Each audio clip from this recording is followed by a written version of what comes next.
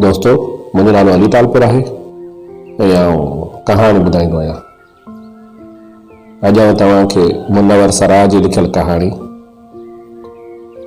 दिलि जी नदी में ॿुॾी वियल छोकिरी ॿुधाईंदुसि। 8 ॾींहंनि खां गुलफरोश दरवाज़े ते दस्तक न ॾिनी हुई। उहे 8 शामूं संदसि ज़िंदगी जूं वधि में वधि उदास ऐं अणिबियूं शामूं साबित थियूं हुयूं। खेसि लॻो हो पंहिंजे अंदर में ॿुॾंदी पई वञे। ॿुॾण खां बचण लाइ पंहिंजे गमनाक नील अखियूं खणी नीरे आसमान ॾे ॾिठई। आसमान ॾे ॾिसंदे मथसि ख़ामोशी सां इनकशाफ़ थियो त दरअसल दिलि ऐं आसमान में को फ़र्क़ु कोन्हे। आसमान में ॾिसंदे लॻसि ॼण पंहिंजे दिलि जे अंदरि तह में ॾिसी रही आहे। गुलफरोश हर शाम पंहिंजे बेनाम ऐं क़दीम ख़ुशबू समेत संदसि दरवाज़े ते अचणु कॾहिं बि न विसारियो।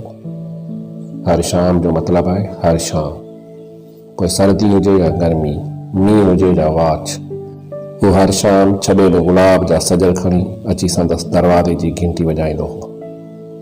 गुलफरोश जी माउ हर रोज़ धागे में गुल टांकींदे पंहिंजूं अखियूं ऐं अखियुनि जूं दुआऊं बि टांके छॾींदी हुई।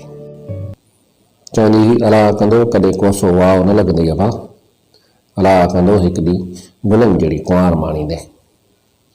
माउ जी दुआ ॿुधी अक्सर संदसि उदास चपनि ते ॾुखारी मुर्क फथकल लॻंदी हुई।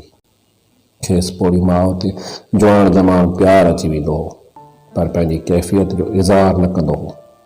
इज़हार करण संदसि तबियत जो हिसो न हो। बसि ख़ामोशीअ सां खट ते लेटियो छितिरे पियो ॾिसंदो हो। ऐं जॾहिं माणस गुलनि जी छॿी खणी अची संदसि भरिसां बीहंदी त ख़ामोशी सां उथंदो ऐं साॻी ख़ामोशी सां ॿाहिरि निकिरी वेंदो।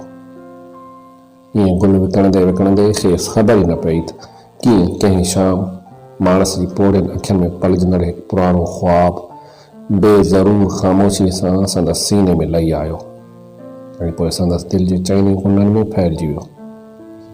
पर इहो ख़्वाबु ख़ुदगर्दीअ जी बुह खां ईअं पाक हो जीअं मोर जा पर सभिनी मौसमनि में साफ़ ऐं पाक रहंदा आहिनि। उहा ख़िज़ा जी हिकु उदास शाम हुई, अहिड़ी शाम जेका माण्हू खे कंहिं विञायल शइ जी यादगिरी ॾियारे, न सम्झ में ईंदड़ ॾुख में मुब्तला करे छॾींदी आहे ऐं पके यकीन सां अहसासु ॾियारींदी आहे त ज़िंदा रहण लाइ कंहिंजे अखियुनि में आख़िरो ठाहिणु ज़रूरी आहे। आख़िरनि खां सवाइ कुझु पखी ज़िंदा रही न सघंदा आहिनि। बहार जे किनारे ते बीठल ख़िज़ा जो निशान हू ककरनि सां भरियल आसमान जे हेठि नंढा नंढा कदम खणंदो संदसि बंगले जे दरवाज़े ते अची बीठो त लॻसि अॻिते जा सभु रस्ता ऐं राहूं महदूम थी वियूं आहिनि। संदसि कदम दिलि जे चइनी कुंडनि में फैलिजी वियल ख़्वाब सां ईअं मशरूत हुआ जीअं ज़िंदगी सां मौत ऐं मौत सां ज़िंदगी।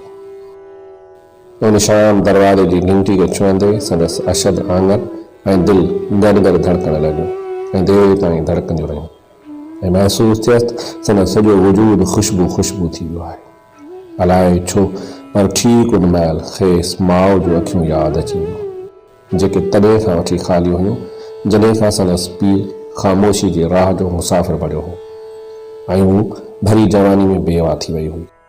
जंहिं महल दरवाज़े ते बेल जे छुहाउ सां जदीद तर्ज़ ते जोड़ायल बंगले जे ख़ाली कमरनि ऐं उदास राहदारियुनि में नदीअ किनारे उॾामंदड़ कंहिं अजनबी पखीअ जो गैर अजनबी आवाज़ गूंजियो, उन महिल हू लान में बीह आसमान ॾे ॾिसी रही हुई। आसमान में अनेक रंगनि जा केतिरा ई नंढा वॾा लॻड़ रक़्स जी हालत में हुआ।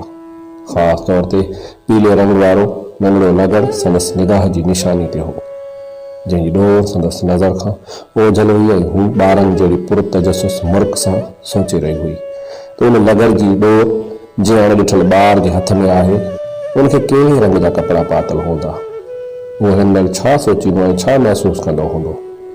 हू पीले लॻड़ में उन ॿार जी अखियुनि जो रंग बि ॻोल्हे रही हुई, पर घंटी जे आवाज़ ते संदसि ख़्यालनि जी ॾोर छिॼी पई। हू अजनबी ॿार बाबति वधीक सोचे न सघी। घंटीअ जे आवाज़ ते घर जे नौकर दरवाज़े ते वञण जी ज़रूरत उन करे महसूसु न कई जो हू खेसि 4 महीना 10 ॾींहं अॻु ई लफ़्ज़नि खां सवाइ चई चुकी हुई त 5 वॻे वारी घंटीअ ते दरवाज़ो खोलण जो हक़ फ़क़ति खेसि हासिलु आहे, ॿिए कंहिंखे बि न।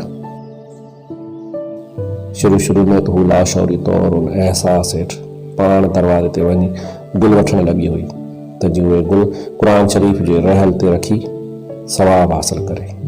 पर पोइ कुझु ई ॾियारनि में सवाब जे अहसास ते मोहबत जी ख़ुशबू ऐं ख़ुदि पसंदी जी लज़त हावी थी वई ऐं हाणे हू हर शाम गुल फरोश जे हथनि मां गुल वठंदे महसूसु करणु लॻी मोहबत खां वॾो को सवाब न आहे।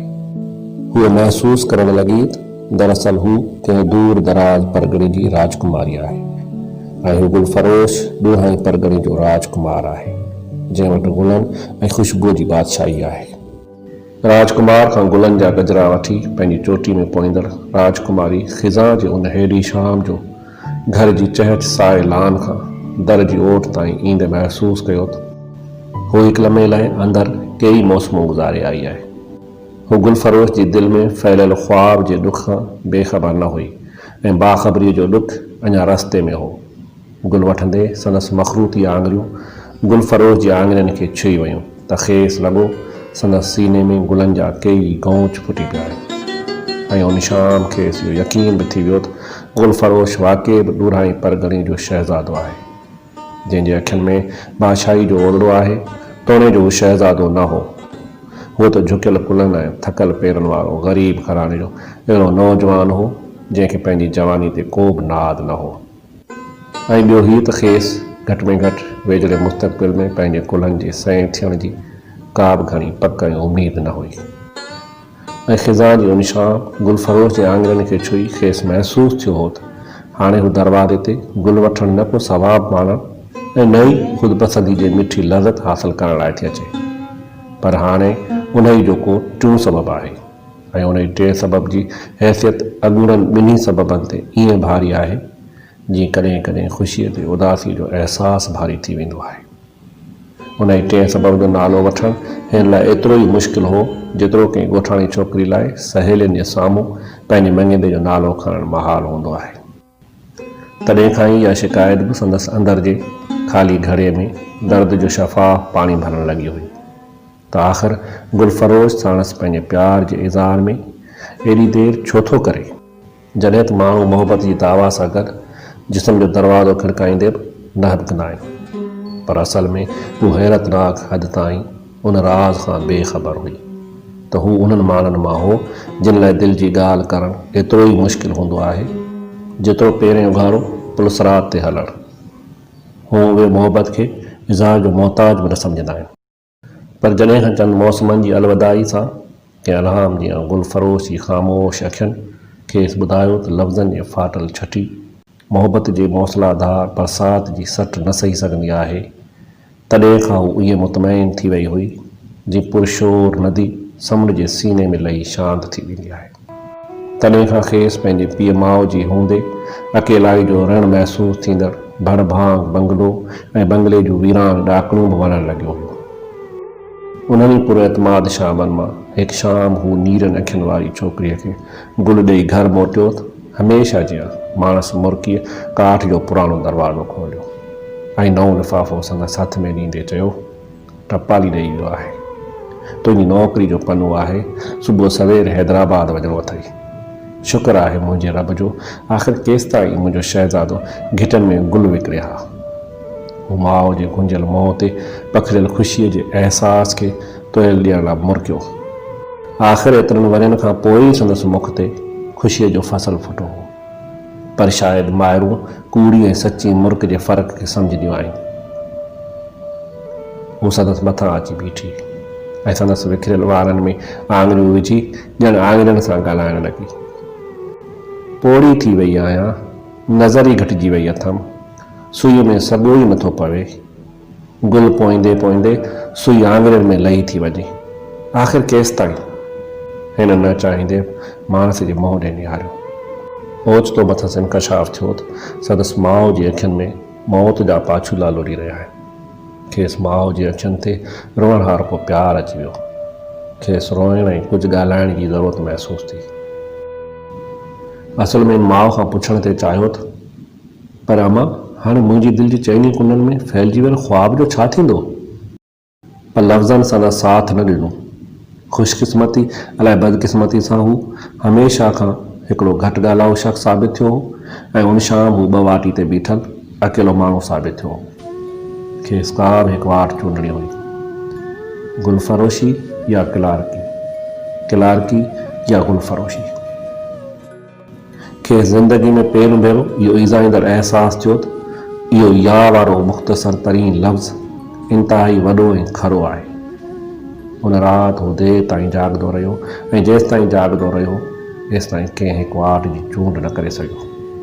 अठी शाम गुलफरोश दरवाज़े ते दस्तक न ॾिनी त लान में बि ख़िज़ा जे ॾुखारे आसमान में उॾामंदड़ बेपरवाह पखियुनि ऐं लॻड़नि ॾे ॾिसंदड़ नीरनि अखियुनि वारी छोकिरी पाण खे नदी में ॿुॾंदे महसूसु कयो ऐं खेसि लॻड़नि ऐं पखियुनि ॾे ॾिसंदे ॾिसंदे शाम थी वई। इहा संदसि ज़िंदगी जी सभ खां वधीक उदास शाम हुई। खेसि लॻो त उन हिकिड़ी शाम में गुज़री वियल 1000 उदास शामनि जो दुख शामिल आहे ऐं हू पंहिंजी अखियुनि मां अणिरुनल लुड़कनि में मथे खां पेरनि ताईं आली थी वई ऐं हू घणी कोशिशुनि सां पाण खे ईअं सोचण खां रोकण में कामयाब थी सघी त दरअसल मोहबत हिकु हसीन धोखो आहे ऐं मर्द हमेशह बेवफ़ाई सां ई वफ़ा कंदो आहे।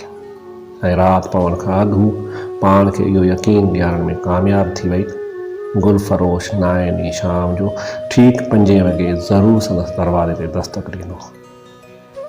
पर असल में नीरनि अखियुनि वारी छोकिरीअ खे बिल्कुलु अंदाज़ो न हो त संदसि उमेद अजाई हुई ऐं खेसि तमामु जल्द पंहिंजे ख्वाब समेत दिलि जी अथाह नदी में ॿुॾी वञिणो हो।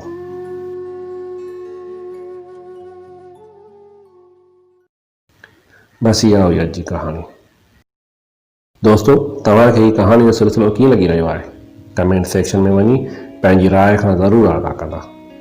ऐं हा, जेकॾहिं तव्हां न आहियो त मुंहिंजे यूट्यूब चैनल खे सब्सक्राइब कंदा ऐं उन सां गॾु बेल जी घंटी खे पिणु दॿाईंदा त जीअं हर ईंदड़ वीडियो तव्हां ताईं आसानी सां पहुची सघे। दोस्तों, जेकॾहिं तव्हांखे हीअ कहाणी पसंदि आहे हिन खे लाइक कंदा ऐं पंहिंजे दोस्तनि सां पिणु शेयर कंदा। तव्हां सभिनी जी वॾी वॾी महिरबानी। Thank U.